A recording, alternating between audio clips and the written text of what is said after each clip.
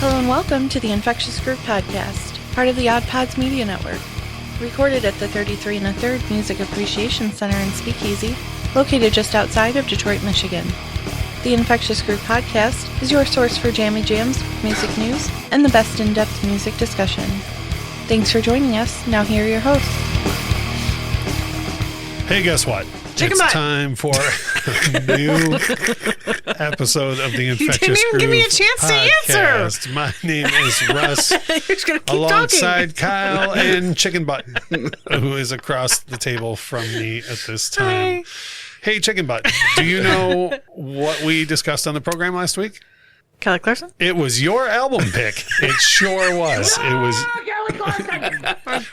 We actually got feedback about the lack of that drop being in that So episode. I kept waiting for the right time, and then I could never figure it Well, out. I figured, see, and that's what I told when we get to the feedback, I'll mention it. But that's what I said was I figured it was either going to get not used at all or way too much. So I just didn't have it ready just in case, because I figured if you were doing it and I was doing it, it was going to be boy. bad news for everybody. So last week we did, in fact, review the latest Kelly Clarkson LP, Meaning of Life. And of course, we have some feedback to share from that. This week, we are going to do something we haven't done in quite a while, which is we don't do movie reviews. I mean, I feel like Kyle's probably qualified to do movie reviews since you you know motion pictures. I do not. I like for motion pictures to tell me that like things are going to blow up and the good guys are going to win, and then as long as that happens, I'm good to go. And within 90 minutes. I really like it to be within 90 minutes, if at all possible. And so I don't feel like I'm qualified to review movies. So we don't call these movie reviews. We're just kind of discussing music-related movies that we like. And we did it before with Empire Records, which is a film I don't even like, and I enjoyed the discussion a great deal. That was even your suggestion. That was my suggestion. Yeah, see, that's how it's like when you're nice to people. Just do I things wasted like, my one time already this year. I know you did. So in the second half of the program, we will get to discussing the film That Thing You Do. Before then, we do have some feedback to share from our last episode where Michelle came up with it. We did review Kelly Clarkson. Did it. So here comes the feedback. Feedback, Joe. Don't worry about that. Right. There's rock and roll me without feedback. I learned this week from the feedback that a lot of Kelly Clarkson fans speak in GIFs. Because there's a lot of Kelly Clarkson GIFs out there that I was unaware I love of. it. Yeah, I'm very, very excited I think about it. all my tweets have been gifts so far, except for the few select words. Yes, Yeah. I agree with that. New listener Veronica says, I 1000% agree that Kelly Clarkson is the best singer on the planet and no one else is even close. Great episode. And she used a Kelly Clarkson sorry, not sorry gif to express how she felt about that. So we appreciate that. For some odd reason, middle of the week, Michelle is Awesome started trending on Twitter. Oh, God. Which I don't like at all. And I'm not happy with it. And we have that. I love it. No, I don't at all. And we have Sean and Chris, who are longtime supporters of the show, to thank for that hashtag starting and getting spread. Thank you. That dirty lie being associated with us and getting spread around. But in reference to artists changing genres, they had this to say. Country music is like the Food Network. Everyone is welcome, but not everyone belongs. So, That's true. yeah, I know. I like that analogy. I'm sorry, the next tweet that I have is the one where they started the Michelle is Awesome movement, which I firmly stand against, by the way. I think we all know that, but I feel like everyone needs to know that I'm against that. I rarely take political stances, but I am against the Michelle's Awesome movement. Listener on Twitter, Detention says, I blame Michelle firmly for depriving us of Grandpa Kyle. She probably played the happy song and it calmed him down. Damn you, Imogen Heap. Is it Imogen Heap? Imogen Heap? Imogene? Imogene Heap? I've been listening to her for a long time. I meant to look it up. I'm going to say, if it's a her, I didn't even know. Yeah, it's a woman. Then it's Imogene. And I'm just going to say it wrong. Here's another one. Add it to the list. Did you though play that for Kyle just to calm him I down? may or may not play it in the background for Zoe. Using Dr. Evil quotes. Yeah. Jessica, new listener, says, thank you so much for giving this album the props it deserves in all caps. Yes. Meaning of Life is an amazing album, and we concur. I'm going to flip-flop a little bit here back and forth between the two last couple of episodes that we had. Mark writes us through our website, infectiousgrouppodcast.com. He says, I have some feedback to share on the Grandpa Kyle episode. I love, by the way, that's what it's just become known as, is the Grandpa Kyle episode. That's what we should have titled it. Yeah. By the fireside with Captain Kyle, Grandpa Kyle. Great episode as always. In my younger days, things were very black and white for me. Pink Floyd and Yes were progressive rock, Black Sabbath and Judas Priest were heavy metal, and AC/DC was rock and roll. If you changed your sound or crossed genres, you were dead to me. Whoa. Example, Van Halen with Sammy Hagar or Motley Crue with anybody but Vince Neil. But as I've gotten older, I've realized that I usually like it when an artist evolves. Van Halen was way better with Sammy once I gave it a fair shake. Just different than it was with Roth in the band. I was unaware completely that Steven Tyler had made a country album until this podcast. I just went and checked it out, and the album doesn't make much sense to me, which is kind of what I was saying. Like it's good songs, but you don't feel it. Mark goes on to say it doesn't feel like really like something Steven was dying to put out, but it sounds more like, oh, hey, country is in, so let's do that. It doesn't sound like that either. It's kind of in the middle. I did find 3 or 4 tracks on the album that I like, and Aerosmith has taken detours before with their albums Done with Mirrors, Permanent Vacation, and Honkin' on Bobo, so it wasn't that far of a stretch. I heard a lot of actually what's on his solo record from earlier in the Aerosmith albums as well. Change is good for the most part, and then the rest of this is in all caps. Now get off my lawn. I feel like that's shaking the fist for you to agree, Kyle. I do agree with the whole, like, when I was younger, when I was in my different phases, like I did not support like genre hopping and stuff. Yeah. But then once I got older and I started doing the film and photography and stuff, and then I was like, well, if I want to shoot different kinds of photos, then I want to shoot different kind of photos, or do different kind of art stuff. I'm going to do different kind of art stuff, so they should be able to. Yeah, so they should it's too. It's the same thing. I think one of the reasons I forgave it when I was so little, and is because I've told you guys this before. One of the reasons why my music taste is so widespread is because of that Elvis record that I bought when I was a kid, and inside the first 5 songs, he covers like 6 different genres. Yeah. You know, and I remember the first time I ever heard of anybody like accusing an artist of that is when the Beastie Boys broke with License to Ill, and me and everybody else ran out and bought that record, and like older people I knew would be like, oh, well, you know, they used to be punk, right? And I was like, and you know, like who cares? Yeah, like, and who cares though? So I'm gonna keep listening to this awesome album though. You know what I mean? Like, new listener Anthony says, I just listened to your Kelly Clarkson episode. I absolutely love this. You guys are fun. We are fun. I think it was you guys are fun. I didn't see any mention of Michelle in there at all. No, hashtag Michelle is awesome.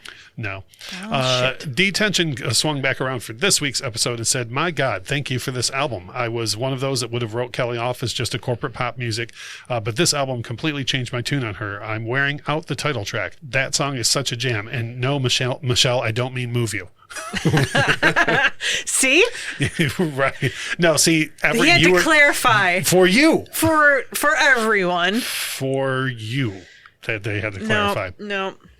Sue Garcia says, this is another great episode. I've never in my life looked for a Kelly Clarkson album before. What a treat. This is why I subscribe, to get exposed to new music that I would normally pass on.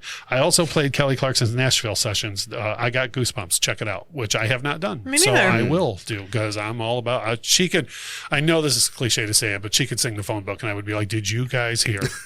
She's got a track called the A section on Spotify, and my God.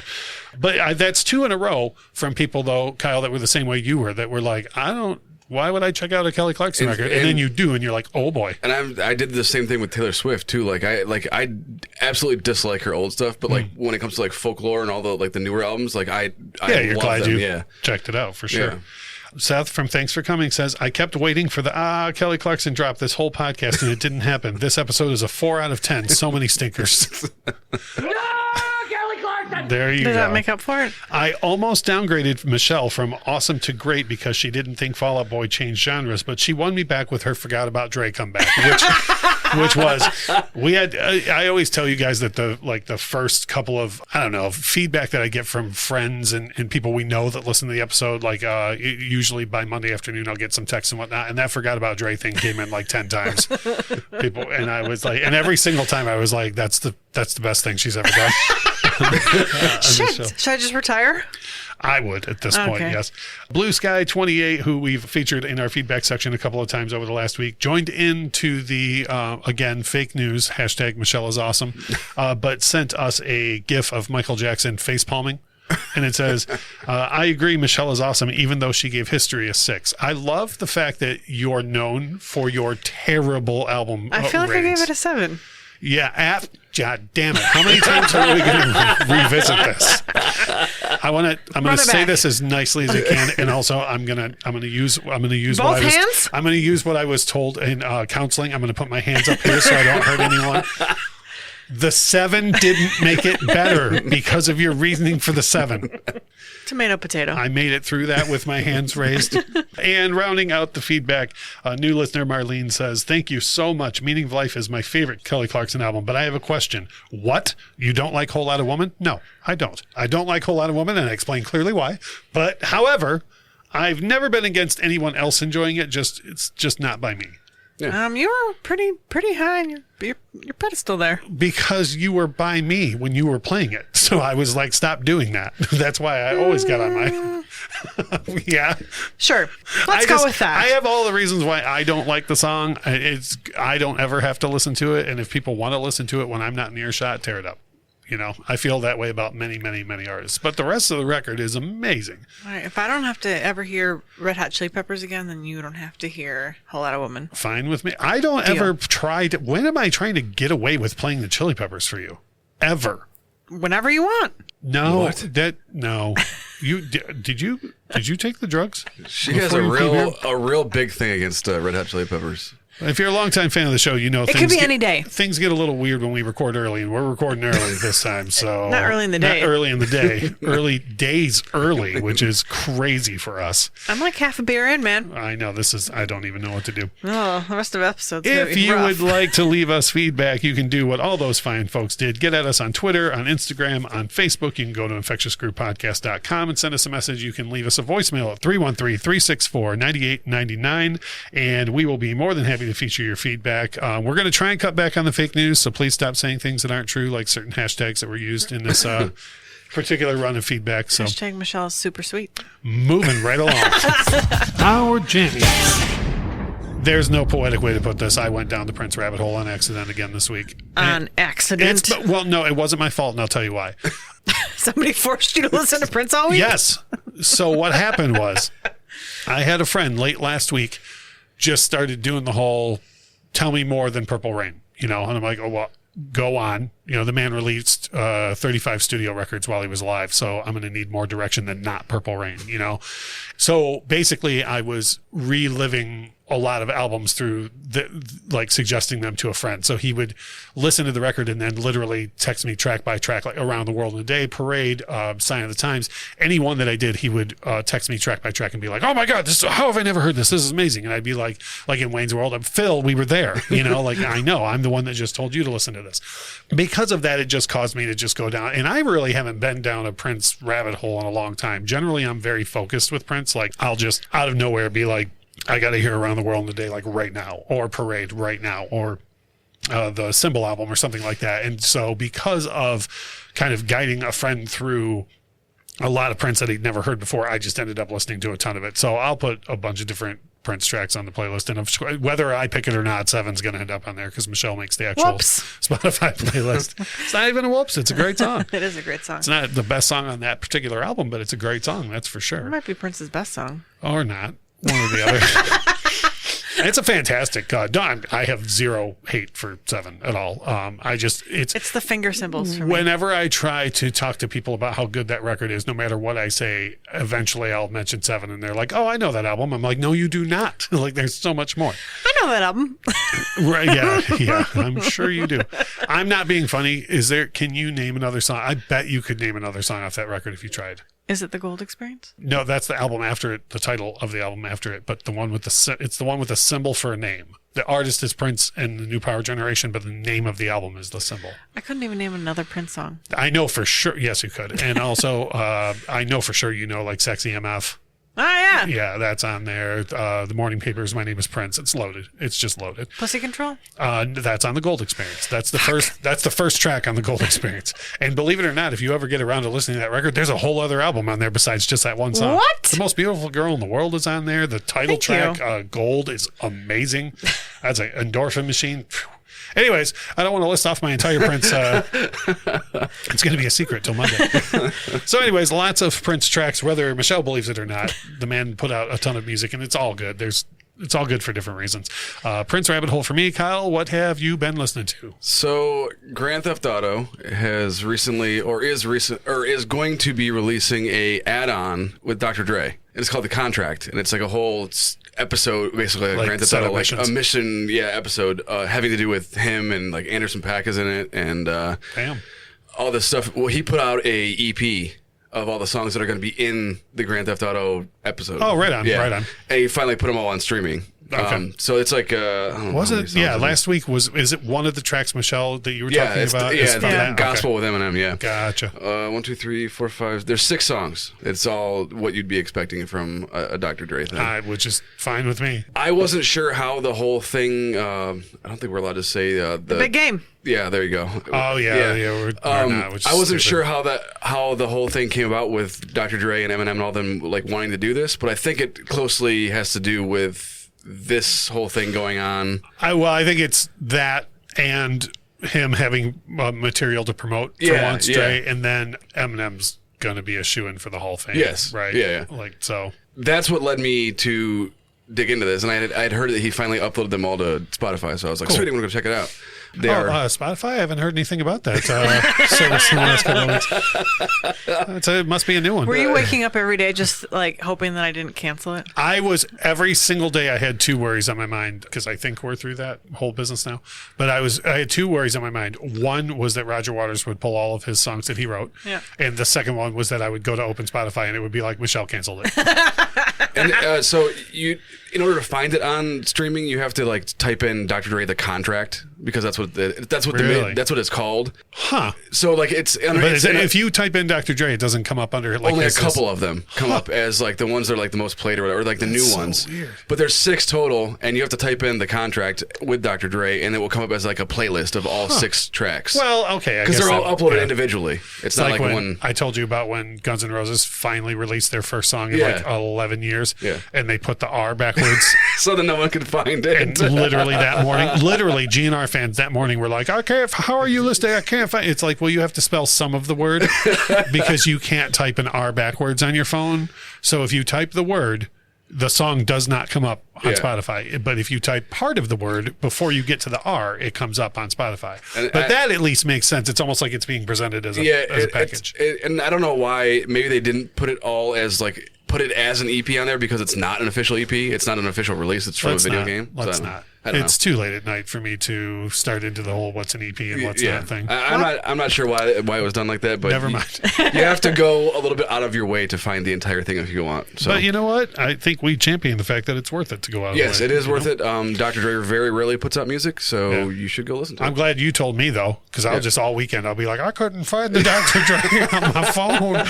Come here and help me work this. Grandpa Kyle! I saw a meme the other day that was like an old person looking at like an old Zach Morris style phone, like, and it said old people trying to cancel, or Neil Young fans trying to cancel on their phones.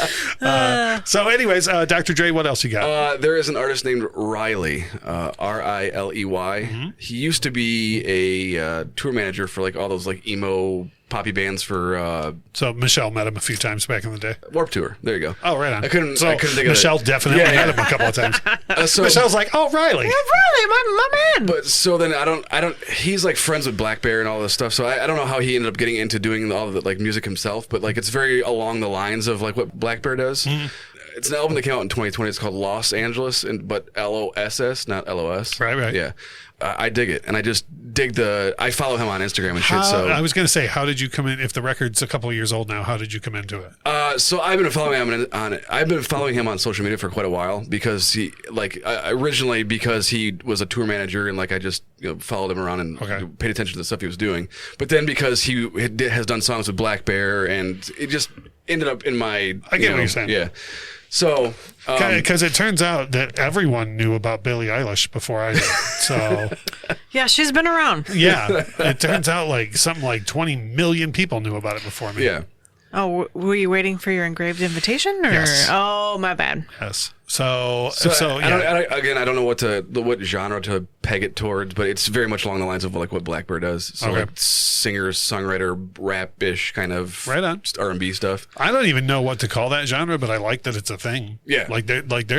Somebody should name it because it's very much its own Yeah. thing, And- which and I yeah, like Khaled type stuff too. Like, Yeah, yeah. like But, not yeah, singer I don't- songwriter ish, but Right. a lot of melody. Yes. DJ Khaled? No. No. And yeah, I just it's not. I'm sure it wouldn't be everyone's cup of tea, but I'm a huge Black Bear fan, and that's why it's the same kind of stuff for sure. Yeah. Cool. All right. Well, that's good stuff as always. And I know I was being funny before, but like, I'm glad you told me how to look up the Dre. Yeah. Because I would like to know. Plus, I would assume, I have to assume you can bring it up on its own, so Michelle can put whatever tracks you want from it on our Spotify playlist. Michelle, do you have 1.5 jams to share with us this I week? have lots of jams. Oh my! Wait, what is your definition of lots? More than one. Okay. I like to temper my expectations. I think I should make you your own drop. Like Kyle and I will share our jammy jams, and then your drop will be like Michelle's jammy jam. Like, it'll just be singular. You probably could have guessed, but I was on the Crooners again this week. Yeah. Yep. You sent me some texts about I did. the lady is a tramp. The lady is a tramp. So, Complimentary. which I learned this week You that did learn that tramp this used to week. be a good term. Who'd you learn that from? Tell You! me. You did. Instead of Googling it, I asked you. What? So, Luck Be a Lady, Frank Sinatra. You Make Me Feel So Young. What was the other one? Mustang Sally. Would you consider that? I mean, there are versions of it. Yeah. Wilson Pickett? The version everyone knows is Wilson Pickett, which I wouldn't consider swing at all, but it's an old cut that was redone that way. And then some Beach Boys made their way in there. Oh, right on. Don't Worry, Baby. Oh my Lord, what a And jam! Wouldn't It Be Nice? You know what? One of my favorite. Oh, wouldn't it be nice from the record Pet Sounds? You know what? One of my favorite Beach Boys cuts is In My Room. Yes. What a great song. Oh, and then Kokomo, when I asked you who does the bassy parts, because the bass part of Kokomo is my favorite Beach Boy thing ever. I think that's Al. Oh, you should have clarified which one. But I like on classic Beach Boys cuts, Brian was always the middle or high, and Mike loves stupid behind. I almost said the other word. Did the bass notes for most of that stuff, but I think Kokomo is Al singing low. I love it. Yeah, I don't care what anybody says. Like Kokomo is one of those songs, and y'all know this. I don't believe in guilty They pleasures filmed the music video. in Kokomo. So I don't believe in guilty pleasures. Like if I love it, like I can stake my whole thing on two of my favorite songs from the 80s are Nothing's Gonna Stop Us Now and We Built the City, and I don't care who doesn't like it. And Kokomo's that way. Like that when that came out a bunch, and I get Pet Sounds fans being like, oh, that's not my Beach Boys, but like I love it. Yeah. I love it as much as I love everything on Pet Sounds. Did you get a chance, and I know the answer to this before I even ask it, but I'll ask it I listened anyways. to the first one, Of what one? Ladies a Tramp. The one track you didn't listen to the Sinatra at the Sands? No, I listened to the one Okay. track, and then I meant to go back. Okay, sure. Yep. Yeah, that's the answer. I was That looking for. checks out. You know how you're supposed to stop when you get the answer that you wanted? There, I'll just stop But there. I actually did. It is the better version. But I agree. Yeah. And I would like you, though, please go listen to Sinatra at the Sands. If you want to hear the definition of cool, throw on Sinatra at the Sands. All you need to know about the film is it's well, first of all, or about the album, is it's Sinatra at the Sands. It's in like 66 or 67 in Vegas. It's Sinatra with the Count Basie Orchestra and Quincy Jones conducting. Yeah. And he comes out and opens with Come Fly With Me. Yeah. He comes out, the horns are doing their thing, the crowd's going apeshit. When it all calms down to like, just the bass, like just the basic swing of the track, Sinatra turns around to the crowd, he goes, "Who let all these people into my room?" It's awesome. It's just, and you can just, I have it on vinyl, if you drop the needle on that record, like you will get drunk from the Jack Daniels wafting in the air. Can you smell the cigarettes? Yeah, oh my Lord, yeah. It's just, and it's a fantastic recording, and it's just the epitome. Like if anybody ever wondered why anybody thought Sinatra was cool, you can make your whole case in that one live record. It's just, I'd do 'em. it's, you ever seen his mugshot? Yeah. Oh, yeah. Yeah. Oh, mm-hmm. I think the phrase you said stands for everyone after that mugshot. I think his affiliation with the mob made him cool too. Oh, for sure. Well, Who doesn't love a bad boy? And then human rights as well. We talked about this a while ago, but like the way he stood by Sammy Davis Jr. Yeah, you very know, much so. Yep. and was just like, yeah, no, you not liking black people is not a reason for me to not be friends with this guy, Yeah. and, you know, and everything. So, I mean, you know, they made it clear to Sinatra that no one was down with him being friends with Sammy. And how does he react? He goes and be his best man in his wedding. You know, When did he die? Whom? Frank. Francis Albert, late 90s. I want to say 97, 98 off the top of my head. Don't quote me on that, but I want to say 97 or 98. And Death of being old? And yeah. Oh, yeah. I don't think you can kill Frank Sinatra from anything other than old age. Like if they could have got him before that, somebody would have. The mob or somebody would have taken him out prior to that. So that is what we've been listening to. And when we come back in a couple of minutes, we're going to get into our discussion about the film That Thing You Do and the wonderful band, the Oneders. You are listening to the Infectious Groove podcast on the Odd Pods Media Network. We'll be right back.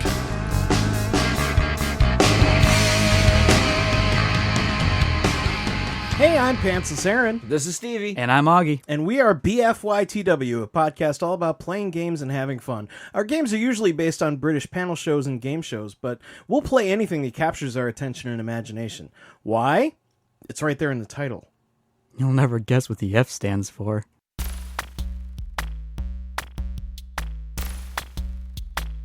Hey, I'm Lauren, And I'm John.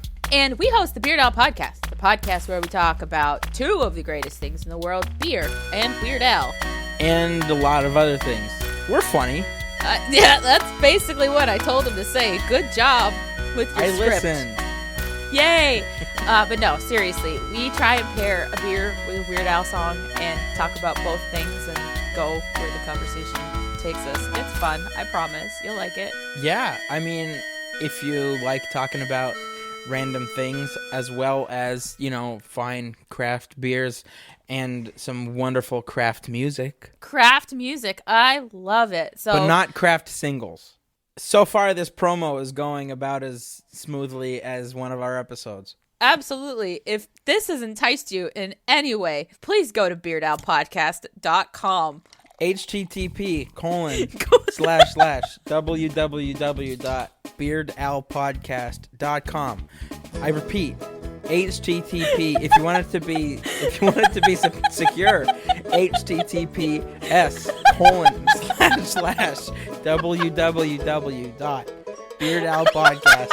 https://www.beardalpodcast.com. Bye! Bye.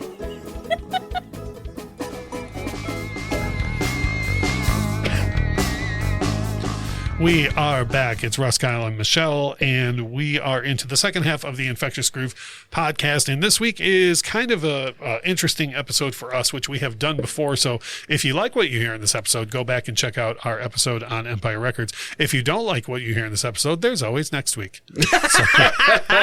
Which is an album review from Kyle. Is so going to be an album review from Kyle next week. So 50-50. No, come back in 2 weeks. Sometimes y'all pick album reviews, and I'm pretty sure you're trying to get back at me for something, and I don't think I did anything. So You've wronged us the two of you collectively, the royal at you. some point. Yeah. So this week we are going to walk through a discussion of one. I don't want to say it's one of my favorite films of all time, but man, do I love it! It's the motion picture That Thing You Do. Like, I don't know. Would you ever? I didn't have this on the point of discussion, but like, if somebody said, "What's some of your favorite movies?" I don't think you'd ever name this, right? No, I would not name this movie because there's a lot of things that irritate me about it. Oh no! But it is definitely one of those movies that I think that everyone has seen at some point. I didn't leave a point on my discussion pieces for Grandpa Kyle's thoughts. You want me? You want to open up it's with just the things? it's just nitpicky shit about film stuff that only I care about, like production stuff. stuff. Yeah, just, He said, and I quote, Tom Hanks should stick to acting. Oh boy! I did say that. Oh boy! Well, we'll get there. But I would never name, if you said what's your 10 favorite movies of all time, I would never name this. But I love watching this movie though. Yeah, it's one of those that never comes up, but everyone's like, oh yeah, I love that. Yeah, for sure. This movie was released on October 4th, 1996. It limped over the finish line. It had a budget of $26 million, and it made $36.4. Oh, boy. Yeah, they were like, and it opened in third place. I tried to look and see what was in front of it opening weekend, and I'm sure this is on the internet, but I couldn't find it. But it's one of those things that I'm not surprised that it didn't do super well in the theater, because I think it's aimed squarely at people like me who like music, and then within that is a subset of people who would be like, well, I like music, but like not about a band that's not real. You know what I mean? Like, you know what I mean? So like I could see it not appealing to everybody and then not appealing to the subset it's meant to appeal to, you know? Yeah. I don't even think I went and saw it in the theater, which is crazy because this is aimed squarely at me. Well, I was 10 when it came out, so I did not see it in the theater. So you did not go see it. This is a movie that nowadays would come out on Netflix or Hulu or something like that. Yeah. Are you suggesting that they make a series out of it for Netflix or Hulu? Because I would be all for that. So me personally, I would have loved for the movie to have done better. But again, in retrospect, whenever you talk to anybody and it comes up, they're always like, oh yeah, I love that movie. Yeah. You know, for me, obviously one of the biggest draws of the film is the music in the movie. And you guys tell me how you feel about this, but I think it's awesome that everything in the film is new music, but all sounds exactly of the time. When like mid to late 60s when the film takes place. I mean, obviously the theme song. That song is so catchy. It drives me nuts. It gets stuck in my head. Do you know who wrote that? No. The guy's name was, and I want to make sure I say this right, Adam Schlesinger, and he went on to be the lead singer of Fountains of Wayne. Oh, no shit. Stacey's mom, folks. And he passed away in early 2020 from COVID. And I knew that, and then I remember when I went to look up. Why? Because I laughed. Not about him passing. No, not about him passing. It's okay to laugh about other things when people pass away, like as long as you're not laughing at the passing. When I went to look it up, and I was like, as soon as I saw his name, I was like, oh, I think I remember him passing away. I think that's the guy from Fountains of Wayne. And then I clicked in, went down a whole rabbit hole about his history. And he was known for many other things as well. He wasn't just the Stacey's mom guy. But if you set out to write a song that's supposed to be a theme song for this, that also explains why Stacey's mom is so damn catchy too. Right, yeah. It all makes sense now. Yeah. If I hear that song, that thing you do one more time, just one more time, because it has to be in the movie so many times. Well, so I remember. I don't think I watched it when it came out, but I remember when I discovered it. It probably was around the time when I was illegally downloading music on Napster, and that song made it on so many of my mixtapes. Oh, did it really? Yes. Huh. I don't know why. And so I played that song to death. Did you just think it was the Beatles? Yes. Yes. Without the mop tops. Go back to a couple of months ago where you could not tell the difference between Jan and Dean and the Beach Boys. There isn't a difference. There absolutely is a difference between those acts. Pearl Jam, R.E.M.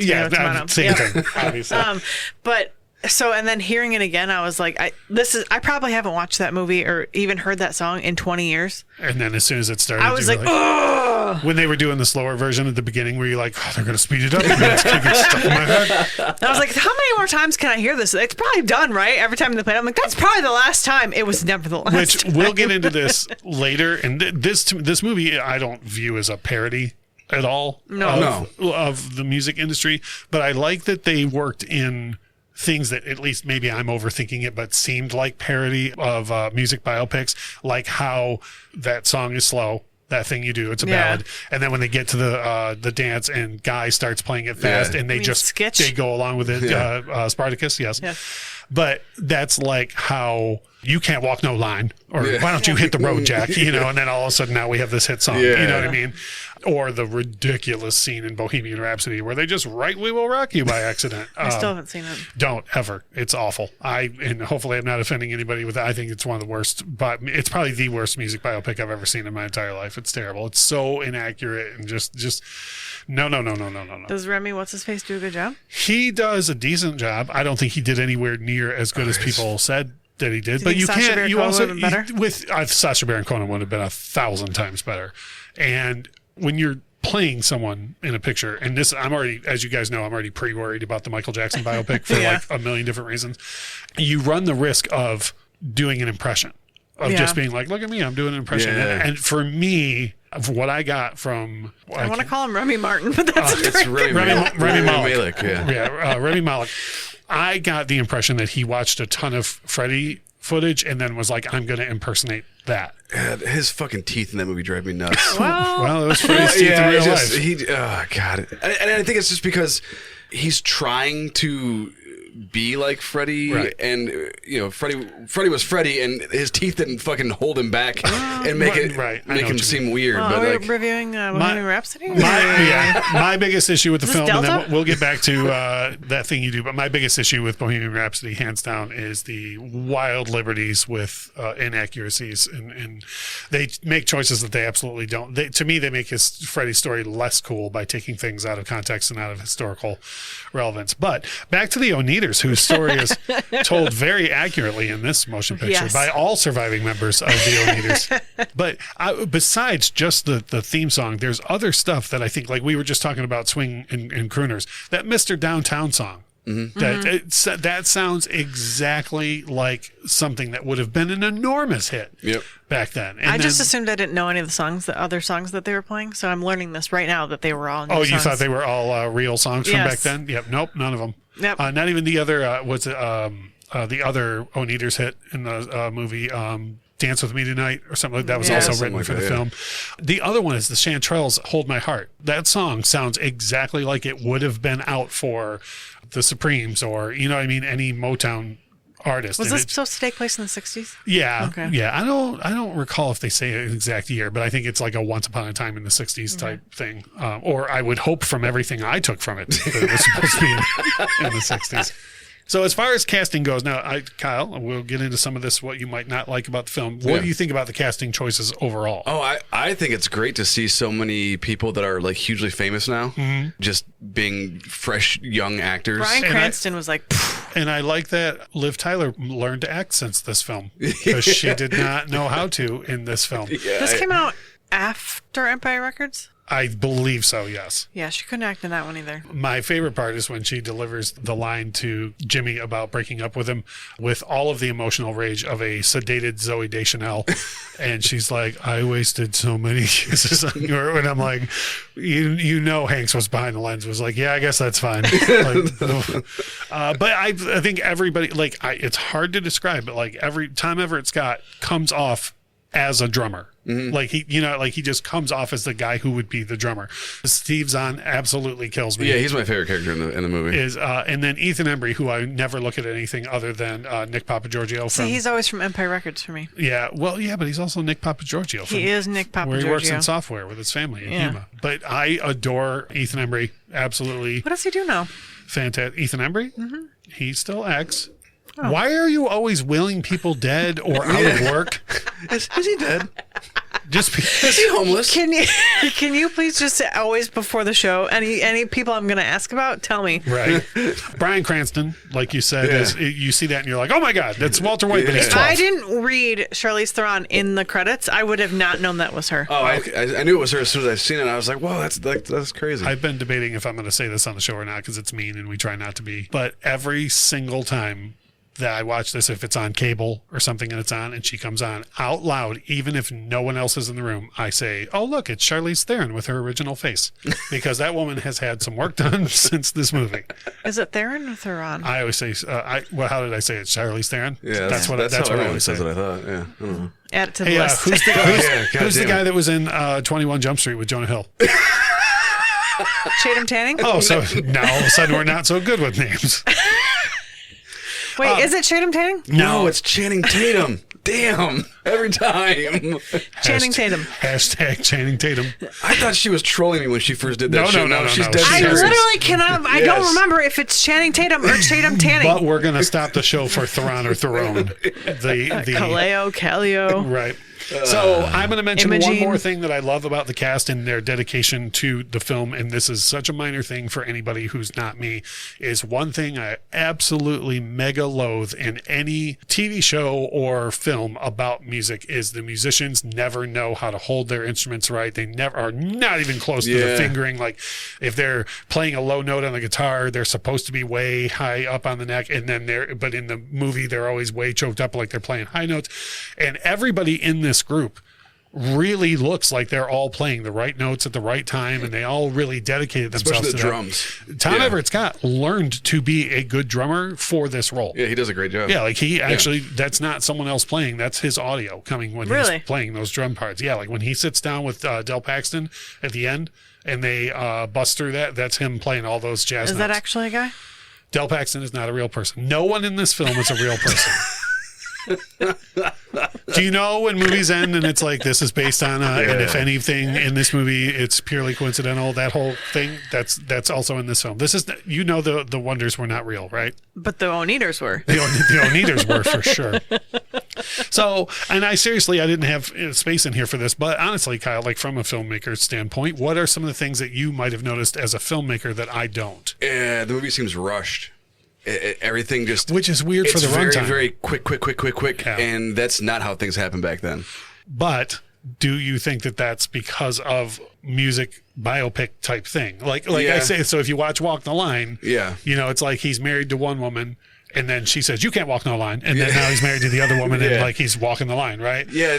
I guess, the whole thing just felt rushed to me. Which is weird for the runtime because it's a long film. Yeah. It way outlasts my need for a 90-minute film. Right. It's like 2 hours, isn't it? Yeah, it's right around 2. Other than that, I think that they did a great job with the music. Casting was good.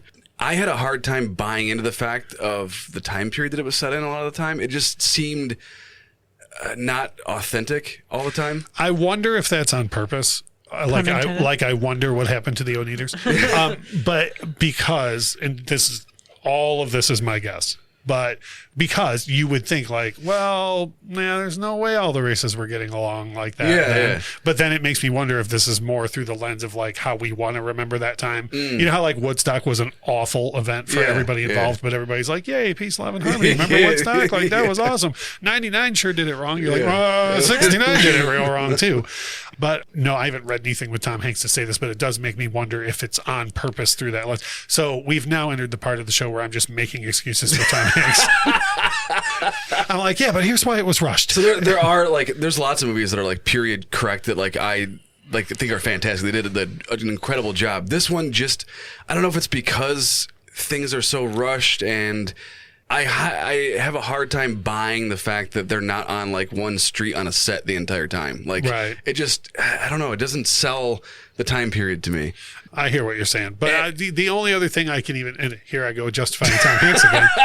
The only other thing I can think about that is because like the Beatles 1 minute were playing at the Cavern Club in London and literally the next minute they were playing at Chase Stadium. Yeah. So I feel like this film, and it's one of the last things I want to discuss, but I feel like this film is supposed to be about it's not supposed to be about the Beatles and it's not supposed to be about a one-hit wonder. Well, I guess it is about a one-hit wonder, but it's not supposed to be about like a bottom of the barrel group. Yeah. I feel like this is supposed to be about like the 100 other bands that you don't hear about that aren't the Beatles or the Big Bopper. You know what I mean? Like, and again, that's just me guessing. Yeah, I even think the writing is great. Like Steve Zahn's like one-liners and stuff like that. It's hilarious, and the whole thing where like he tries to be clever and spell the Wonders different, and everyone just thinks it's called the Oneders. And every time like he like tries to like correct them at first, and like eventually it's just like under his breath. Like, who I think is like underrated in this because Steve Zahn was given great dialogue, but then you can be given great dialogue and deliver it terribly. Liv Tyler. Yes, but Steve Zahn kind of had it easy because he's given great dialogue and he's a great comic. Yes, right? yeah. You know who I give the most credit to in this motion picture is the guy who played James Mattingly. Because man, do I hate that dude! I hate his face. I just every time I rewatch the movie, I'm like, you jackass! Yeah. Like, it's because he's so smart. It is because it's just because he's so smart. You don't understand. But you have to act. You have to work to act to make people dislike you that much. And he knew totally exactly how to play that character. I think because it's just his face. At no point in the film are you like, I don't know, Jimmy's okay. Like if they made a biopic about Axl at various points in the movie, you'd be like, I don't know, well, Axl's trying. You know what I mean? Like, but like with this guy, as soon as you see his face, you're just like, you're the worst. You're the worst. You know. Did anyone else think that the guy in the van was going to take advantage of them? Not that way. Not even. No, I get what you're saying. Like rip them off with a contract. It's been so long since I've watched the movie. I was like, I forgot about this part. They get screwed. And I also know what I thought you meant like open the door and offer him candy or something. Yeah. You know what's weird is they walk that weird line with Mr. White, with Tom Hanks' character. Like he does take care of the band, and he makes sure he gets them paid and he gets them on the big shows. And then like at the end, I think that was when he tells them, "Well, your band's in breach of contract now, and sorry, you're one-hit wonders, and you're out of the hotel." Yeah. I think that was supposed to be him being like the jerk manager, but like that's also he was just facts though. You know what I mean? Yeah. Like, yep, your guy's a jerk. Yeah. And now you guys are in breach of contract, and you do have to leave the hotel. Like, so that was a little lost on me. Yeah. Because I wasn't sure if it was supposed to be exactly that. Yeah. But to answer your question directly, no, because even just watching the trailer for the movie, like there was no point in the trailer where it was like, and then they got bankrupt. Like when they get in a camper, it wasn't like, oh, here's the guy that's going to take him for a ride, and then Mr. White's got to save him or whatever. And then Mr. White is like, well, he can't be your manager anymore. And the guy's like, that's fine. And I'm like, I feel like in real life, that's probably doesn't go as smoothly as that. Yeah, probably not. When we talk about things that we love about this movie, for me, it's probably because of it being so closely associated with music. I quote this movie constantly, whether people get it or not. I think you quote a lot of things, whether people get it or not. Would you like me to open my scripture to Roger Waters 4:1 and start quoting Roger Waters stuff? We will start on Michelle for this one, because you have to have some sort of favorite quote from this movie, or quotes. Is it just going to be anything Steve Zahn said? I do like most of Steve Zahn's dialogue in the movie, but my favorite part is how Liv Tyler, not her acting, but how she breaks up with him. She's just like, I wasted so much time on you, and like, we're done. That would have been my favorite part. Yeah. Yeah, but I do like that. That's the line. Yeah. And again, how much you want to hate that dude. Yeah. You could not handle that worse. Should have dumped you in Pittsburgh. Yeah. Well, that's after. But the whole thing where he's like talking down to her, like she's all of a sudden in TV production and got that put on the screen or something. So no direct favorite quotes other than that was just that part. Liv Tyler telling. I also thought when Liv Tyler got sick that she was going to die, and I forgot about it. You thought that she was going to die in the movie? Yeah. What movie did you think you were watching? This is like Red State when I thought there were zombies. You heard the theme song a million times. I've seen it before. Yeah. When she was all sniffly, I was like, oh, does Liv Tyler die and I forgot about it? Did she kill the band? So, Kyle, we'll move on to you and some quotes from the movie, because my new favorite quote from anything to do with this movie is, I thought Liv Tyler was going to die. Do you have some favorite quotes? No, because I'm awful with quotes for anything. I fuck them up and I can't remember them, and then I just sound stupid trying to recite them. Well, I will take all of them then. Yes, but it literally, Steve Zahn is my favorite character in this movie, and it's all because of his everything, his sarcastic one-liners. And even, you know what the dumbest scene in the movie is him playing cards with the old guys, and he's so funny. Yeah, when they keep messing up the name and when they're playing Goldfish, they keep trying to correct him, and then eventually he's just like, it's the wonder. Anything that whole thing where he was trying to be clever and come up with something that no one's ever seen, and be unique, and it just ends up being this shit show that no one could prounce. The whole thing is funny. One of my favorite quotes is right out of the gate is Steve Zahn with a man in a really nice camper wants to pay us to sell music. That is because, like you said, they might have been like, we're going to get taken for a ride. And he's like, no, he's in a really nice camper. The way he looks around, he's like, we're in a really nice camper. His acting, the way he talks, everything, he sells that character so well. Oh, yeah, absolutely. Yeah. A total idiot, but with a heart of gold. That you would want to be friends with, unless you're Jimmy. Who's a jerk to him. One of my favorite lines Tom Hanks gets to deliver, where he says, where Jimmy says he's going to go and show Diane Dane where the wonders are at on the chart, and as dry as it comes, Tom Hanks goes, "Oh, a record going up the charts? She'll be chartreuse with envy." That's such a great line. I've used that before with people saying that someone's records are doing well or whatever else. I've used that line. The two that I use the most from this movie, number one is anytime anybody talks about a change in employment, I'm always like, do the I quit song. With I quit. It's the only part in the whole movie where I like Jimmy. It's when he does the I quit song. Hands down, my favorite quote in the movie, and I use this constantly in life. If I am angry for any reason, whether it's stuff going on at the house or at work or whatever else, and I go to retire to the basement to listen to music, because that is obviously my reprieve from everything, I announce to the world, I'm going to play that song Alone in My Principles. Which is another Steve Zahn line that I absolutely love, where he's just like, well, where's Jimmy at? I don't know. He's probably alone playing that song Alone in My Principles. Because Jimmy's such a jerk about his songwriting in the movie. It's because he's so smart. It is because he's so smart. So the last point that I want to talk about, and we kind of touched on this earlier, is do you guys think that this is accurate to what happened to artists over those, well, even since then, but over those years? I think so. I think this happened to 100 different bands. I feel like there's, okay, so almost with Spinal Tap, almost every like rock outfit ever was almost irritated with Spinal Tap when it came out, because they were like, oh, they're doing us, obviously. And Spinal Tap was like, no, we just wrote that. Like, I'm sorry that happened to you, you know? And I feel like there's probably a ton of artists who could watch this and the whole movie would just go, yep.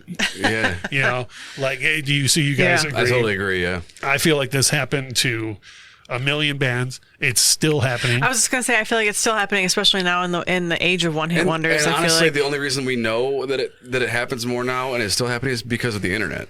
So, right. But back in the day, like, you can't even remember any of these bands that came out and sung one song and then disappeared because there's no trace of them. Right. But now we know who's been out and who's disappeared and so on and so forth. But yeah, this has been happening forever. I just feel like if you are an act in the 50s, 60s, 70s or whatever that had like one hit, if you watch this, you're like, they made a movie about me. Yeah. You know, it very parallel to how, like, literally Van Halen, Tom Petty, Ozzy, these are just some people I can think of that literally were like, I watched Spinal Tap and thought for sure that they wrote it about me, you know? And I bet there's so many people that feel that way about this particular movie. And there are other movies like this out there. The first one that springs to mind is the Five Heartbeats. There's movies, well, then there's Dreamgirls, but really that's just the Supremes, but they didn't want to get sued. Yeah. The lead character is just a really bad woman and they didn't want to get sued. So they were like, this is not the Supremes. But I feel like this one is truly, like the Five Heartbeats is very similar to the Temptations and the Four Top story, where I feel like this one literally is just is meant to be a happy-go-lucky story, but then also all the heartache that comes with like, you put everything into it and then you still end up. And then I love the post-credit scenes that like everybody landed on their feet, even Jimmy the jerk. Yeah. You know, everybody landed on their feet in some way. Is that what he's credited as? He should be. Jimmy the jerk. He should be. Yeah. In that I feel like if you're an artist watching it, when that part comes up, you're probably like, nope. Yeah. Like, oh, you ruined it in the credits. So anyways, is there any parting thoughts y'all have on this movie? Well, hold on. First things first, Michelle, would you tell people to watch this movie? Oh, really? Mm-hmm. Okay, because I feel like you're take it or leave it with 90% of motion pictures. She hasn't even seen like 3% of motion pictures. Well, 90% of what she's seen of the 3%. I would tell people to watch it. Okay, and you just, I don't think anybody hasn't watched it because it goes barreling over 90 minutes. So I just want to make sure. I watched it over 2 days, like an episode. Of course you did. I watched it in 2 1-hour episodes. So for you, it was a Netflix show. Kyle, even though I understand your problems with the direction, I always tell people to watch things that I don't particularly care for because because he wants to see them suffer. Because I nitpick everything when it comes to like movie stuff. So I'm that way with music too. Yeah. So it is an enjoyable. It's an enjoyable movie, and everyone should watch it. I had to find a way with music to not say things like, you would like it. Right on. Yeah, you know, instead I'm like, I bet you would enjoy this because you have good taste, and this is, I'm talking, just listen to it, I bet you'll like it. You know, finding out a nice way to say it. Wait, you've said all those things to me before? I did, as a matter of fact, say all those things to you before. Shit. So, but yeah, you would recommend watching it. It's funny, it's well put together. And I have to assume if you listen to the show, you probably have seen this picture. But then again, some people didn't remember whether or not Liv Tyler died in it or not. So maybe or if they got taken advantage of in the camper. Right.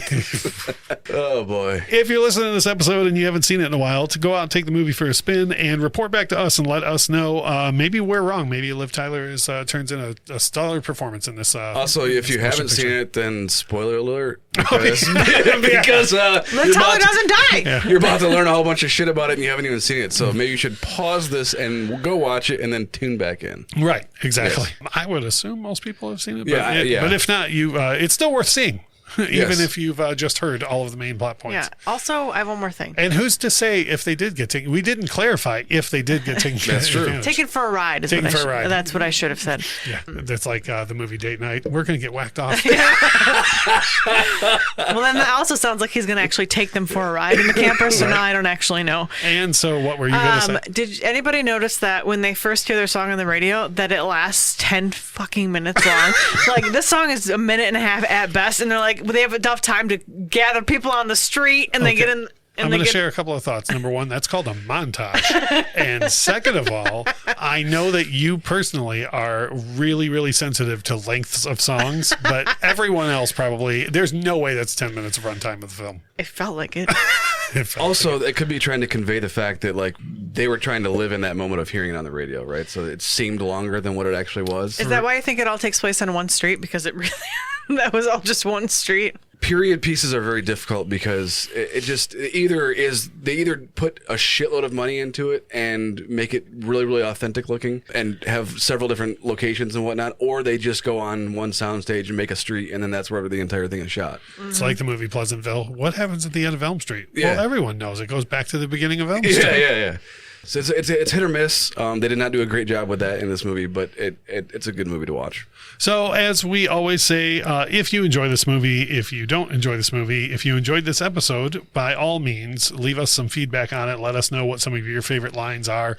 And if at any point any of us ruined the movie for you, maybe you're wishing for things Michelle thought happened that didn't. Maybe we can start our own Mandela effect and everybody will think that Liv Tyler, her character, passed away in this film. I'll try to remember to have the intern put a disclaimer at the beginning of the description. Yeah, just please watch the movie first. Please watch the movie before you listen to this. It's like when a comedian goes to make a joke about The Sixth Sense and they're like, but you should have watched it. Yeah. Next week on the program, we are going to swing back around to album reviews, and it is Kyle's turn to pick. And I don't think you don't have anything picked just yet, I do not, Craig. no. But Kyle will have an album for us to review, and we usually post it on social media what it's going to be so everybody can either listen to it ahead of time or listen along with our review.